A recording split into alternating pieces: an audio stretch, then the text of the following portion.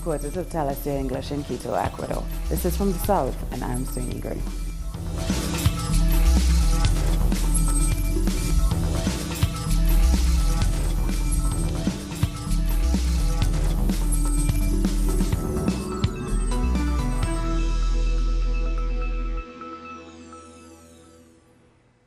In a blow to U.S. President Donald Trump's immigration agenda, a federal judge has temporarily blocked his order to ban migrant asylum seekers from crossing the Mexican border into the United States. The ruling could have an immediate impact upon thousands of members of the migrant caravan currently gathering in Tijuana. It effectively opens the door for more members of the caravan to request asylum in the United States. The judge said that the president may not rewrite immigration laws to impose a condition that Congress has expressly forbidden. The Trump administration is forbidden from enforcing the new rules until the court case proceeds on December 19th. Meanwhile, a group of 800 migrants has set out from Mexicali to the border city of Tijuana to join the caravan already there. While many in Mexicali were able to find room inside shelters, others were not so lucky. They say they are going to Tijuana in the hopes of finding shelter while they apply for asylum. This group you see here is planning to go to Tijuana to see if they can accommodate us or to see if we can get by over there. The truth is that we are a large crowd and we want to see how we can head to Tijuana, even if we can get rides or at least get on the back of trucks, or maybe catch a bus and go bit by bit and see how we can help anyone who couldn't make it. The truth is that there is no room for us here in Mexicali. The idea of the caravan was for all of us to stay together since the day we set out. They say that the meeting point will be Tijuana, not Mexicali. We are here because the shelters over in Tijuana are full. And after being temporarily closed down overnight, the border crossing of San Isidro has been reopened. Authorities say it was closed to beef up security, with around 100 soldiers installing barbed wire along the crossing. As President Ivan Duque refuses to improve public education in Colombia, students in the most remote regions are marching to the capital. More in this report. Students from different regions of the country are headed for Bogota. They plan to arrive there at the end of a 14-day march, which denounced the lack of will by President Ivan Duque to heed the calls of the students. We receive the children of the Manigua with arms wide open because they're traveling 600 kilometers of rebellion and are fighting all the way to Bogota, to the cement jungle, from the Amazon. And because, with all the love we receive, we're continuing this struggle, which is the national student movement.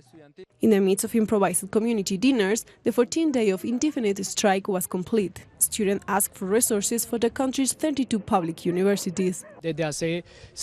We've been walking from the Espinal municipality for 6 days. We joined the march of the Southern Amazon of Colombia University, which has been active for more than 14 days. Students reject the criminal ways in which they've been treated by the state and the public for abuse in peaceful mobilizations. They ignoring us is also repression, which has been applied to us since we left our territories. They persecute us and threaten us. From Cauca, another group of students also marched toward Bogota. We started a march towards Bogota to defend public education, to defend our society and our basic right to education. The public force has been repressive against the student movement. University teachers and workers also announced that they will join the strike. The teachers of the university community are pleased to support the student movement because we also defend public education. For November 22, indigenous communities will start another indefinite strike. On the 23rd, transport workers will do the same. And on the 28th, the big national strike of students, teachers, ethnic communities and worker unions will take place to protest against the counterproductive policies of Ivan Duque's government. Security forces have clashed with students and pro-indigenous activists in Chile during a protest in front of the presidential palace in the capital, Santiago. Police vehicles sprayed water against protesters who were calling for the resignation of the Interior Minister Andres Chadwick. This comes after almost a week after an Mapuche community member, Camilo Cachayanca, was killed during a police operation. Security forces also used tear gas in their attempt to stop the demonstration. We've always known that in Chile they are repressing the indigenous people. This war started a long time ago. This repression has been in place for many previous governments because they want to throw the Mapuche off their lands to establish forest industries. It is not enough that these people resigned. The ones who were in charge of the operation should also be fired. People also protested in the Mapuche community of Timocuicui, where Cachayanca was from. Clashes between community members and the police left at least 6 people wounded, as a pregnant woman was among them. And people abroad are also condemning the murder of the young Mapuche activist. Hundreds of people gathered in New Zealand to demand that justice be served as the Chilean president, Sebastián Pinera, was on an official visit. The former Venezuelan minister and diplomat Ali Rodriguez Araque has died in Havana.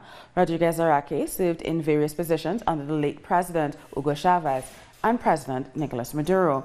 He was known for being a dedicated public service and a socialist who also held the position of Secretary General of UNASUR. He was 81 years old. We'll take a short break now. More news after this.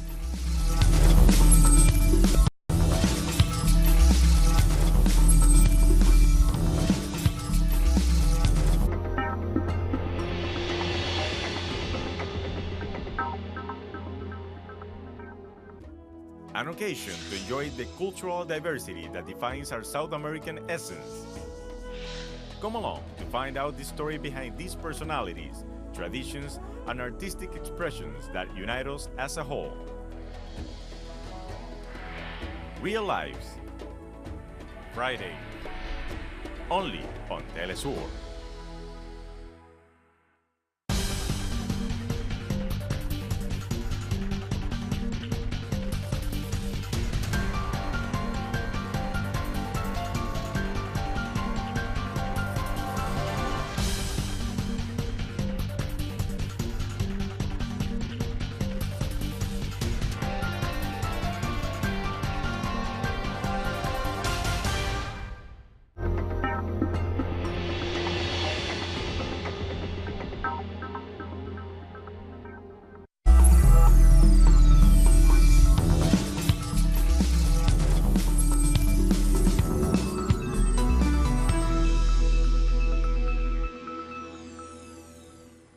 A week ahead of the G20 meeting in Argentina, Latin American leaders are leading the first worldwide forum on critical thinking.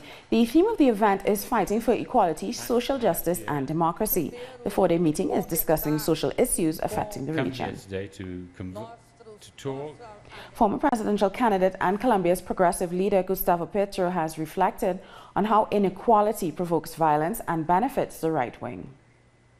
Colombia is a fourth society with more inequality in the world, along with Brazil and Chile, because Latin America is the most unequal region in the world.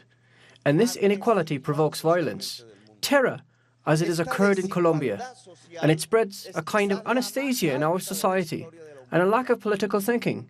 It has been occurring for 70 years. Chile's progressive leader Beatriz Sanchez has called for the left wing not to give up on right-wing governments, commenting on a political wave that is engulfing Latin America. Despite the dominance of right-wing governments, the system has fissures, and it is through these fissures that we enter, bringing common sense to what our policies are. And it is difficult, especially in Chile, where neoliberalism has been settling our mind. We need to transform common sense in sense for the people. And Argentinian Nobel Peace Prize laureate Adolfo Pérez Escoval has denounced the use of justice as a weapon of political persecution throughout the region. I believe in justice, but I do not believe in the judiciary. A judiciary subject to political power, a judiciary that corrupts more than builds. A democracy means right and equality for all and not just for some. The other thing I want to say is that peace is not the absence of conflict. Peace is dynamic in the relationship between people and diverse communities. November 24th will mark the 2-year anniversary of the peace agreement signed between the Colombian government and the FARC. In this special series, Telesur takes a look at the details of the agreement. This time we will analyze its comprehensive rural reform. 2 years ago, Colombia's oldest armed conflict came to an end, opening up a new chapter in the country's history in which dialogue would replace weapons. We have moved forward despite many difficulties. The armed conflict was stopped. The loss of life and the bombings stopped. People appreciate this change, but even so, social leaders have continued to get killed, and it's sad to see that this violence continues. One of the most ambitious points of this agreement is the comprehensive rural reform, which sought to resolve rural inequality. 2 years later, little progress has been made. We planned the creation of Land Fund, which will make with the lands we recover for the state in order to give lands to those who don't have them.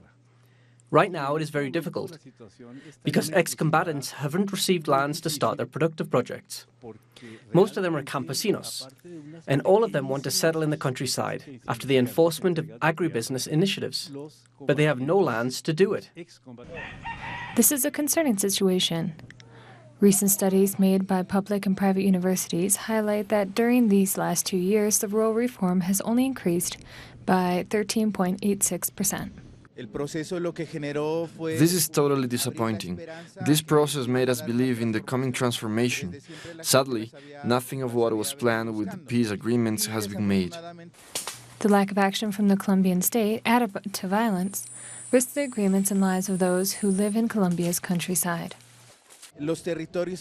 Today, violence is returning to these territories. This is getting worse and it's affecting the poorest in Colombia. More social leaders keep being murdered and the threats and persecution against campesinos, Afro-descendants and indigenous people have increased. The situation in Colombia is critical. According to a recent study by Oxfam Colombia, the country is the most unequal in Latin America in terms of land distribution. Only 1% of the biggest ranches in Colombia represent 81% of the territory. Many Congress members insist in supporting a neoliberal system that goes against the agreements and those who day by day work the lands. The lack of support for new systems to access lands mentioned in the peace agreements kept developing, but on the other side of the country, other policies keep alive land's concentration. It is very difficult to change the system model applied in the rural areas. The agreement says one thing, but the enforcement of public policies does another different. In spite of the current discouraging panorama, those who left weapons behind are working in Congress to keep this struggle alive. We knew that this was going to be difficult, but not so much. We didn't know the intentions of the government in regards to fulfill this, and now we find bigger challenges. But we won't quit. We'll keep fighting for peace, and that means social investment and justice. Neither the government who signed the agreements nor the government which must enforce it have presented a reform for agro-policies, which assist in realizing the first topic of the peace treaties. That could change more than 8 million Colombian lives, victims of the armed conflict. Peru's President Martin Vizcarra has spoken to the Uruguayan President Tabaré Vázquez about the asylum claim filed by former President Alan Garcia. Vizcarra announced the government will release a document that will explain its position on the matter. The government insists that this is not a case of political persecution. Here in Peru, you can ask all political departments. There is no political persecution here in our country. There exists full judicial procedures. We all respect the Constitution and our laws. And Costa Rica has entered its 11th week of a general strike against a government-proposed tax reform. It has been almost 3 months since workers have begun protesting the tax reform because they believe it will hurt the most vulnerable. The National Assembly approved the measures while the judiciary has questioned if it could hurt the country's financing. This is now the longest strike in Costa Rica's history. Students have protested in Ecuador against massive cuts to the public education budget, a reduction of $145 million. Our correspondent in Quito, Denise Herrera, has the latest. The Faculty of Jurisprudence at the Central University of Ecuador was the meeting point for hundreds of peaceful and organized students to express a clear message to the President Lenin Moreno: no cuts to public and private education in the country. We are gathered here against the budget cut that the current government wants to make to the public and private universities. We are against the cut of $145 million to Ecuadorian education. Ecuadorian students from both public and private universities have said that are extremely concerned about the general budget for 2019. The budget was reduced by 10% since the previous year. The students are demanding that funding be returned to higher education institutions and say that it is necessary to increase the budget and to expand access to the higher education system. Today the students have decided to take over the public spaces of our city in order to demand that the government think this over well. They better not mess with education. Ecuadorian citizens, the students will be organizing marches around the country. This is a government that is against the people. What we're seeing now is cuts in public spending on education and health. That's what we're experiencing. This is outrageous because they are prioritizing the needs of the economic elite and not the needs of the people. The peaceful protest was held all throughout the main streets of the historic center in Quito. They marched toward the presidential palace with the intention to meet President Lenin Moreno, but they were blocked by police. The police has always been the tool of oppression towards the people. Today, for example, we can see that they didn't allow us to enter. Those in uniforms also have children studying, and yet they still defend the oppressor. The students are also proposing a discussion table which will include all sectors of higher education to discuss the budget. They warn that this is just the first mobilization of several that will be held around the country against the budget cut proposed by the Minister of Economy and Finance, Richard Martinez. Denise Herrera, Telesur, Ecuador. The Bolivian Army has showcased the technology and effectiveness of its own manufactured missiles, the B-1M1. President Evo Morales and his defense minister attended the military exercises where over 8,000 soldiers also took part. Bolivia's army is currently celebrating its 208th anniversary. The Brazilian drug trafficker Marcelo Pinheiro has been deported from Paraguay after killing a woman who visited him in prison. Pinheiro is known as one of the leaders of the criminal group Comando Vermelho. He is a known drug and weapons dealer. Authorities suspect he stabbed the 18-year-old woman to postpone his extradition to Brazil. Now he will be transferred to a Brazilian prison in Catanduvas municipality in Sao Paulo. Heading over to news from Trinidad, in the latest update in the OWTU versus Petrotrin saga, the union that represents the majority of workers has secured a win in the industrial court. The oil field workers trade union had taken the government to court to challenge their plans to close the state-owned oil refinery. On Monday, the industrial court ruled in the union's favor as it considered Petrotrin had breached the Industrial Relations Act by not consulting the union before it made the decision to close down. However, the union's win is limited since the court cannot prevent the refinery from closing. Both parties have been ordered to meet on Tuesday. Petrotrin is appealing the ruling. The opposition in Haiti are calling for a strike to demand transparency in the management of the national resources. This comes after protests took over the streets on Sunday. According to official figures, at least 6 people died and 20 others were injured. President Jovenel Moïse has called for unity in order to face instability and misery in the Caribbean country.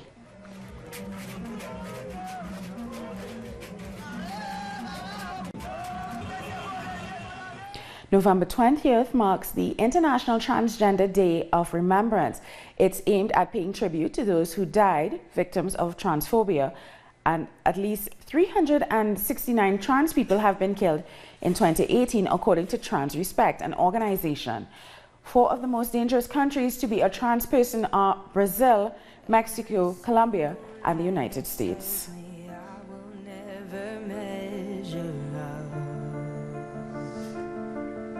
We'll take another short break now. More news in a minute.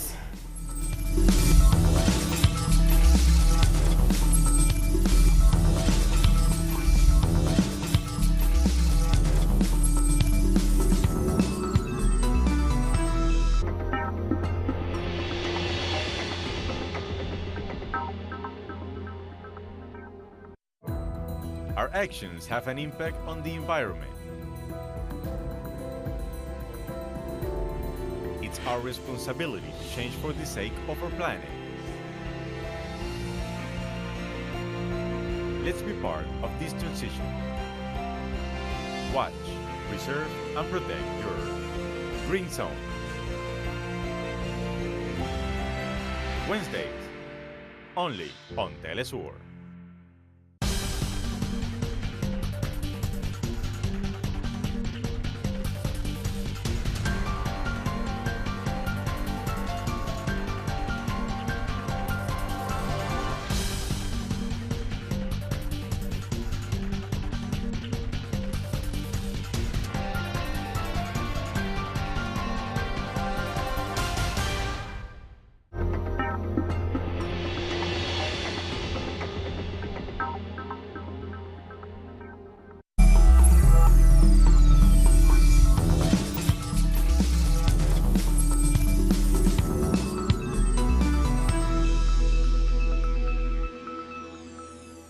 Welcome back. At least 5 people have been killed in the United States after a gunman went on a rampage inside a Chicago hospital.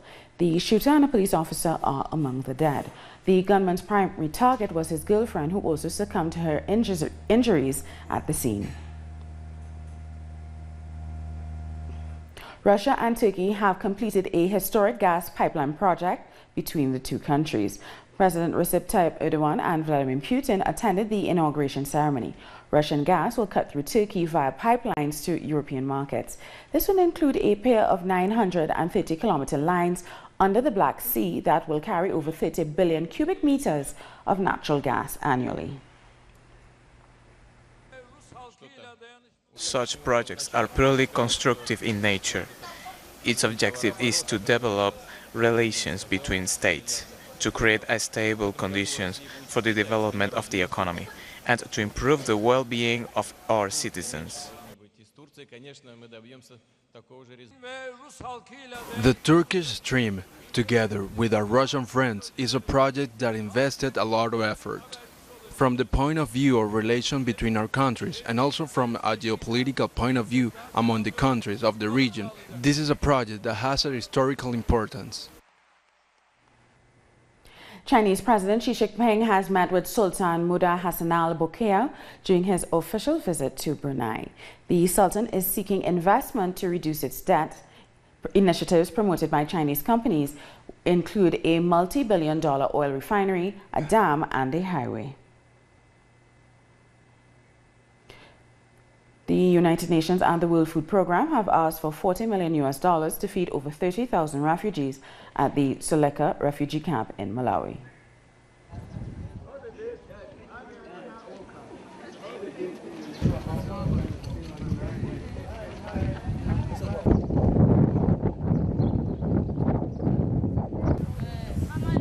And now let's take a look at some of the other stories making headlines around the world. 6 Zambian civil society activists, including popular musician Chama Fumba, have appeared in court on charges of refusing to obey lawful orders. The 6 were arrested last year outside Parliament during a demonstration by civil society organizations against the misuse of public funds. They pleaded not guilty and insist they had a right to protest within the grounds of Parliament. It's a logistical nightmare to ensure that you can arrange for 6 people to appear in court on every single day without one of you missing. Because if one of you misses, then your bond can be revoked. So you can imagine what kind of pressure that is on us. But other than that, such is life. I think, like I say, the bigger question is, can our money stop being stolen? Clashes have erupted in Sri Lanka during a protest held by Buddhist monks.